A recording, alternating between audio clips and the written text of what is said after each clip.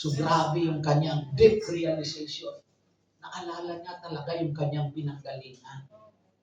Amen po? Amen. Pag dumarating na bang problemang malalakas na uno sa buhay mo, naaalala mo ba? Na pinulot tayo ng Diyos mula sa wala. Amen. Itinaas ang antas ng ating buhay. Nilagyan tayo ng microchip of faith. Amen. Na kahit nasaan tayo, nakasubaybay ang Diyos. Na dapat hindi mo mawala doon. Nilagyan ng kamay, ng microchip yung anak niya. Ang hindi niya alam. Anong microchip ang inilagay ng tatay doon sa libugha? Microchip of love. Hindi siya nag-isang salita. Bigay mo na sa akin, Ama, ang aking mana. Okay. Here your mana. Binigay sa kanya. Walang kulang. Walang labis.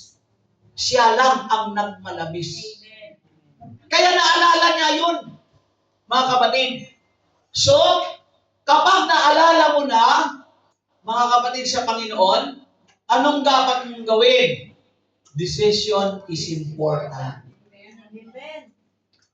May tao pa ba? Amen. Read. Decision is important. Ang kwento ng isang ama na inutusan ang dalawang anak. Matatagpuan sa Matthew chapter 21 verse 28 to 30. Ano ang palagay ninyo rito?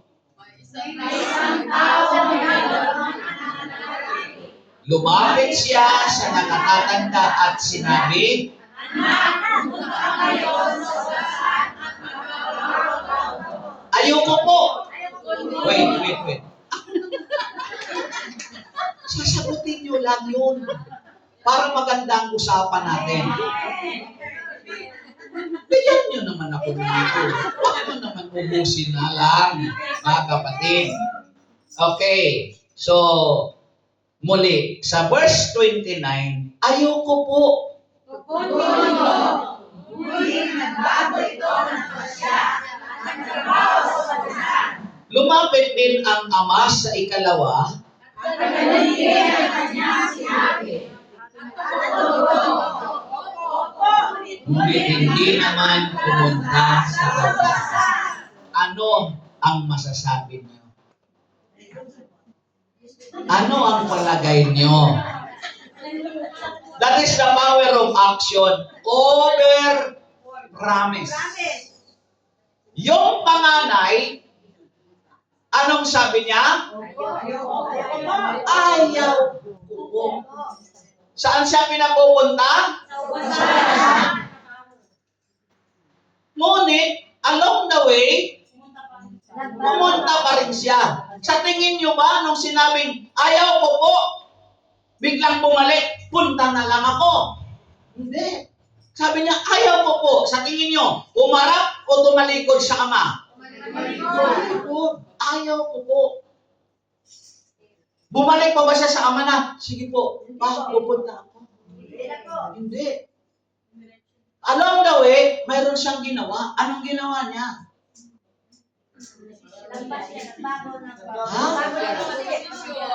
Nag-realize muna. Nagsisi. Pagkatapos ng repentance, nagdesisyon. Pumunta na lang. Pumunta siya. Nilapitan din ng ama yung bunso eh. Yung pangalawa eh. Anong sabi? Yes! Opo. Wala. Wala na naman kayo. Yes na ako nagala. Nawala na naman kayo. Yes! Ngayon, alam ko na. Akala ko noon, ang may mga edad lang ang laging paalalahanan.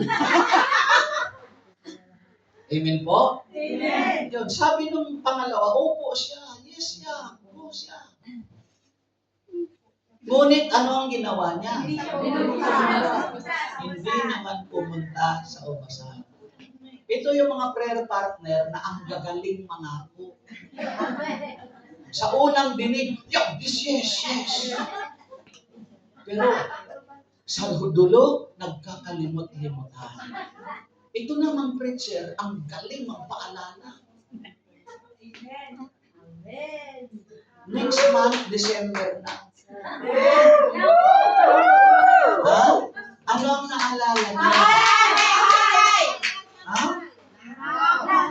Anong naaalala niyong proyekto natin?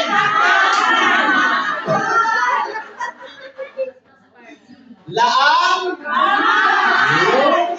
Sabihin mo, Lord, hindi ko yun nakakalimutan.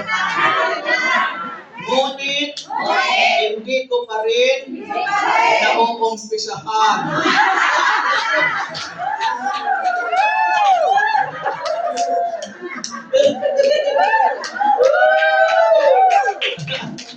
Okay, sa inyo. Awitin ang kalangit. Amen.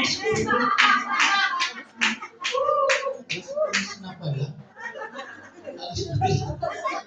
Amen ba? Amen. Woo! Hallelujah! The power of action over promise. The person initially refuses, but later repents and does the work in the vineyard of ultimate fulfilling his Father's will. The second son says he will go, but never does, failing to obey. Amen po? Amen. The power of action. Luke chapter 15 ay, sa verse 18 and 20, sabi ng prodigal son, babalik ako sa kanya. Nang ma-realize niya, babalik ako sa kanya. At tumindig siya at pumaroon sa kanyang ama. That is the power of action. Hindi lang balak, hindi lang promise, ginawa niya. Pero mayroon siyang nasa kalooban niya. Sasabihin ko sa ama ko, hinduwag na niya akong ituring anak. Turing na lang akong alila kasi nagkasala ako sa Diyos. Nagkasala ako sa Kanya. Di na ako karapat-dapat. Pero nang dumating siya, wow! Wow! Wish of wish! Malayo pa. Siya ang unang nakita ng kanyang ama. Ang tagal na nawala. Bakit ng oras na yun, di naman siya nagpaalam na babalik siya. Bakit? Agad siyang nakita at sinalubong ng amang payakap. Kasi yung tatay niya, sa tagal na yun, wala nang ibang ginawa.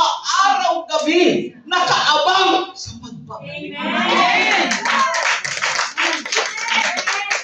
This is the picture of Yahweh Shaddai.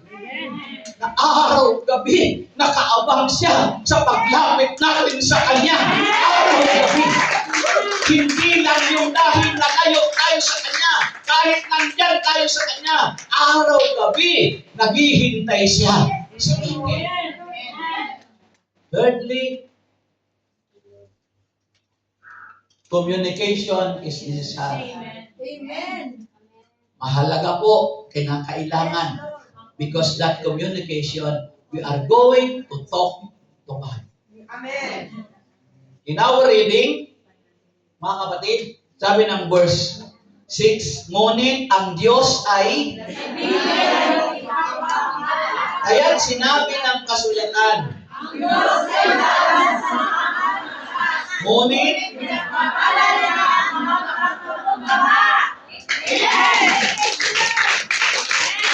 hallelujah. God wants us to approach humble heart with a humble heart. Approach Him with a humble heart. Amen po? Amen. In James chapter 4 verse 10, humble yourselves before the Lord and He will lift you up. Magpakumbaba tayo sa harapan ng Diyos, kaya itataas tayo ng Diyos. Sa verse 21 ng alibughang anak, mga kapatid, sinabi ng anak, Hindi na po ako dapat tawagin niyong anak. What a humble heart. Nagkasala ako. Sinuway kita, nilustay ko. Ang yaman mo. Ngayon, nagbabalik loob ako sa iyo. Nagkasala ako sa Diyos at sa iyo. Huwag niyo na po ako ituring na anak. Alipin na lang. Sabi ng ama, hindi pwede yon. Nangisilang ka sa mundong ito. Ako ang tatay ko. Ano nangingital lang?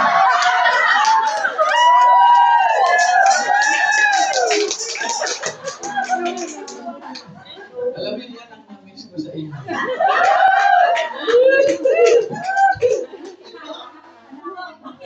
Nung nilikha ka sa mundong ito, si El Shaddai ang tatay mo. Bakit inisalin mo ang mundong ito? Sa impyerno ang balik mo. Hindi pwede yun. Kaya sabi ng Ama, halika. Amen po? Amen. Now, pumasok tayo. Buksan natin konklusyon. Conflicts arise from selfish desire. Ang mga salungatan, mga kapatid, yan ang pinagmumulan at nakasisira ng pagsasamahan. Amen. Nandyan pa ba kayo? Amen. The solutions now. To humble oneself before God by submitting to Him. Resisting temptation. Growing in faith. By doing so, God promised to give grace to the humble and will draw near to those who draw near to Him. Amen. Anong sinasabi ng verse 7? Kaya nga, Sasama kayo sa Diyos. Labanan ninyo ang diablo at nagkakaroon kayo. Lumapit kayo sa Diyos at lalapit siya sa inyo.